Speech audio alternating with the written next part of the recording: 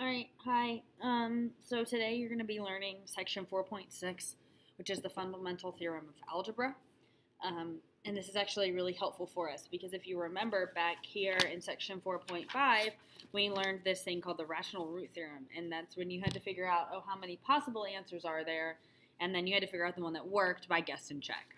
Okay, and so what the fundamental theorem of algebra tells us is it doesn't necessarily say that you don't need that, but it does help us just a little bit.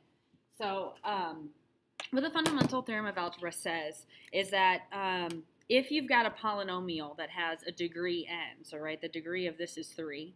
So if you've got a polynomial, then it has at least one solution. Now it could be real or it could be imaginary, but it has at least one. And further, here's a corollary of that. If you have a polynomial that has a degree, so like this one's 3, then this polynomial has exactly that many solutions. And some of them might be repeated, some of them might be imaginary, but it has 3 solutions, or it has whatever the degree is. So on here, where it says how many zeros does the equation have, you look at the highest degree, and this is 3. So this one has 3 solutions. Okay? And so how many zeros does this function have? Well, let's see. We've got a 4, a 3, a 2, and this is an imaginary 1 that we don't see. So this one's 4. So this one has 4 solutions. Okay? So you just look at the degree. And that's helpful for us because then down here in part B, when it says finding the zeros of a polynomial function, where it says find all the zeros there, we have to know how many we're looking for. Okay? And so this is really helpful because we know that we're looking for 3, okay? And instead of guessing and checking, what we're going to do is we're going to use the graphing calculator to find one of them, and then, because we know that works, then we can use synthetic division, okay? So the first thing we need to do is we need to find the first solution. So I'm going to go here into my graphing calculator. I'm going to go to y equals, okay? And I'm going to plug in x cubed plus 7x squared plus 16x plus 12. Okay, and I'm going to go to my graph just so I can kind of see what it looks like. So that's what it looks like. I'm looking for all the solutions. I know that there are 3. Okay, and so I'm going to find one using the graphing calculator. And so I can go here to where, hold on, my phone is ringing.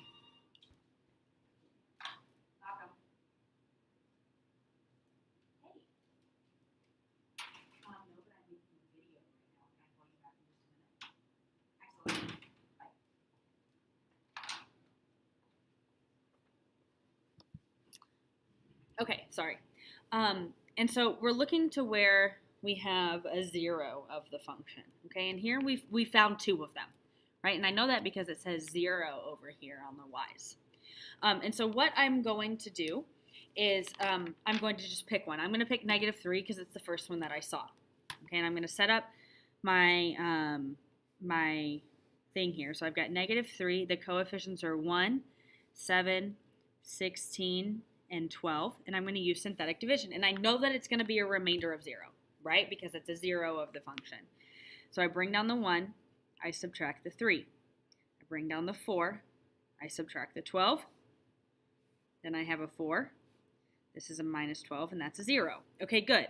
So one of the zeros is -3. So this is like my answer box, right? I like making my answer boxes. My answer box is there. All right, and then I'm going to do it again. Well, not necessarily. You can. You could keep going. But if you were to write this as a quadratic, this would be x squared plus 4x plus 4, right? And at this point, now you can factor. So the point of the graphing calculator is you couldn't factor this up here, right? The point of this section is to use the graphing calculator to find some until you can factor. And then once you can factor, then do so. So this factors to x plus 2 equals 0. Which means that x is equal to -2. So that is also in my answer box. Okay, and then here's the third one. So you know that you're looking for 3 solutions. Okay, you found 2 of them, but remember, this one, because it's a repeated root, that counts as 2. So really, those are your 3 solutions. And if you wanted to, you could put a little note here that says that bounces, so that I know that you know that it's counted in there. So yeah. Anyway, cool. Okay, great. So same thing on this next one here. Except now we're looking for 5. Oh boy, so this will be fun. Okay, so we go to y equals, we've got x to the 5th plus 3x to the 4th plus 9x cubed plus 23x squared minus 36. Okay, and I go to my table. And the first one that I see is -2. Okay, so here we go. I set up -2 on the outside. I've got a 1, a 3, a 9, a 23. Oh, hey, there's a missing term there of a 0 and then a -36. Okay, so I bring down the 1, then I multiply. So that's -2. Then I bring down the 1, multiply, that's -2. That's a 7. Which creates a -14. 23 minus 14 is 9. Minus 18 is a -18 plus 36, and that's a 0. Okay, good. So we can start our little answer box. We know that x is equal to -2. Okay? Now, we don't know if it bounces or crosses. I guess you could look at the graph. But if you see now, so this was a degree of 5, meaning that this is a degree of 4. We still can't factor that. So what we're going to do is we're going to keep using synthetic division with another 0. So if you go back to your calculator, the next 0 happens at 1. Okay? And so we can do the same thing with a 1. So we bring down the 1. That's a 1. That's a 2. It's a 3. That's a 10. That's a 10. Oh, shoot. Did I get that wrong? What did I do wrong? 1, 1, 1, 2. Oh, 2. Sorry. Adding is hard. 9. This is a 9, which is an 18, which is a positive 18, which is a 0. Okay, so x equals 1 is a solution. That's nice. Okay. And now we're back to the point where we got to find zeros. And if you go back to your table, you notice that no more appear, but you know there've got to be 5, and you can't factor this yet. Oh boy. Okay, so let's look at our graph. Let's see if our graph is helpful. Okay. All right, this is helpful. And this is helpful because there's a bounce, right? You see that at -2? So that means that if there's a bounce, that means that we can count it as 2 zeros. So what that means is it means that I can come over here and I can do -2 again because I know that it occurred twice. So there's the first one, but because it's a bounce, I know that I can do that. So I bring down the 1, and then this is a -2. And then that's a 0. -2 times 0 is 0, right? Bring down the 9. Then this is a -18, which is 0. Okay, so I can put a little note here that this bounces. And now I've got a quadratic because this turns out to be x squared plus 9. And I still need to find the zeros of that. And so now I can go back to my Algebra 1 days and solve for x. And so I subtract 9, subtract 9. So x squared is equal to -9. And then I can square root. And you know that you can't square root a negative, but you do know that you get a plus and minus whenever you square root. And the square root of 9 is 3. But then you remembered that whenever you had a negative underneath the square root, you could take it out as an I. Okay? So there's your other 2. So here's x equals 3i. And then the other one is x is equal to -3i. All right? So here's what you got. You've got the bounce. So there's 2 of your zeros. You've got this one, and this one. And all together you have 1, 2, 3, 4, 5 zeros. There they all are. This is fun, isn't it? All right, moving on. Let's do one more. Okay, so what we've got going on here is a similar situation. All right, and so I think what I'm going to do is there's nothing different, I don't believe. Yeah, there's nothing different about this one that the other one doesn't do. Okay, so I'm not going to spend some time doing it. I will tell you the answers in case you want to do it on your own, though. The first one is an x is equal to 2, x is equal to negative 1, and then x is equal to 2i, or x is equal to negative 2i. And the negative 1, because there's 5 zeros, right? That negative 1 is where that bounce occurs. Okay? All right, so I'll let you do that one on your own time. Okay, let's get through this next section here, and then we'll do the rest next class. So the complex conjugate theorem. So what this says is that if you have, and it's a lot like the irrational conjugates theorem, right? Where if you had a positive square root, then that means that somewhere along the lines you had to have that negative there too, right? With a square root, there comes a positive and a negative. Well, if you remember when we were doing imaginary square roots, the same thing occurred with i's as well. So complex conjugates, we call that they're pairs of complex polynomials.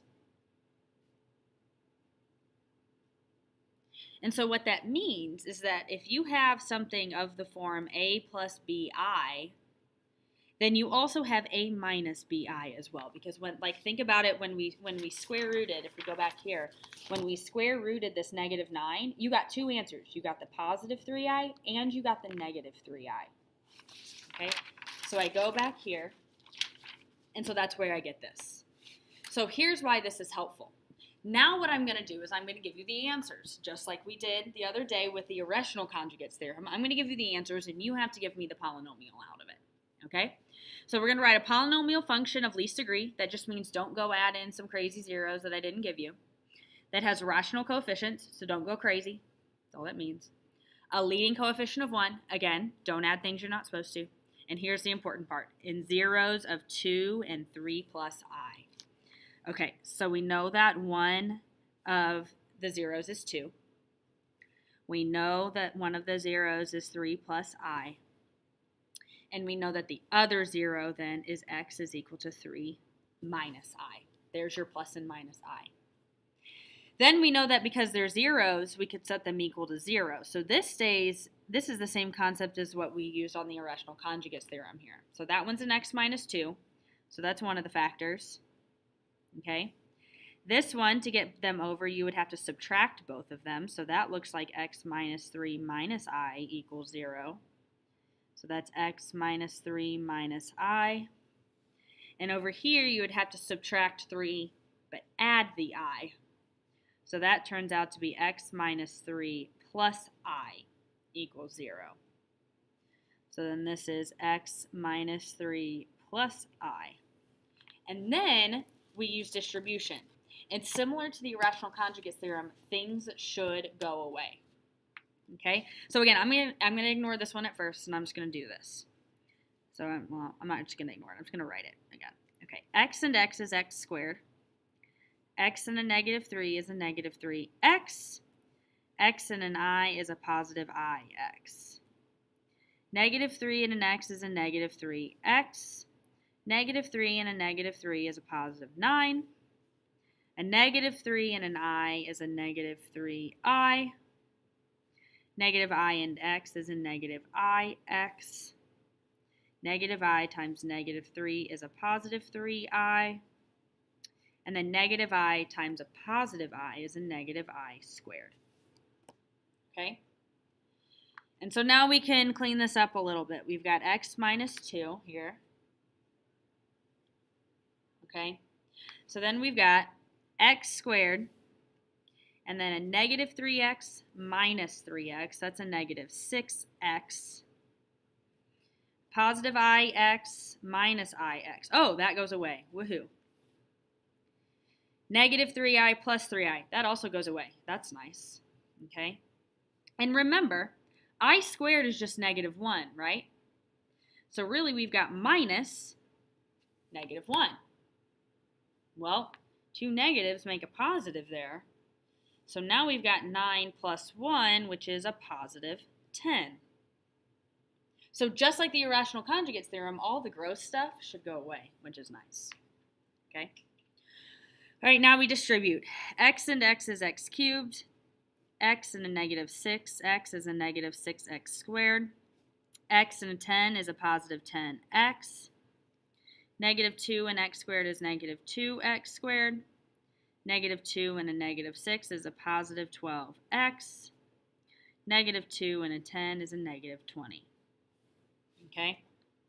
So then we've got x cubed minus 8x squared plus 22x minus 20. And then because it says write a function, you can put equals f of x or g of x or your favorite letter x. Okay? That's what that's looking for. Woohoo! Lots of work, but like I said, if you do what you're supposed to do, then all the bad stuff and gross stuff should go away, right? Okay, here's what I want you to do. I want you, now with the class or with your group, I want you guys to complete number 3 here. It's the same thing as what you just did. Okay, you just, have different numbers. And then I want you to also do A and B. Okay, so this right here, let's just talk here for a second. You've got a positive square root of 2, so that means that's one of your roots, but then that also means that you also have the negative 1 as well, right? And so then with this one, you know that x is equal to 1 minus 3i, but also x equals 1 plus 3i. So now you have both things put together, okay? So I want you to work as a class. I want you to complete these. I've left my key. And so I want you to double check your work or use it as a guide to help you along the way, okay? Awesome job. I'll see you guys tomorrow.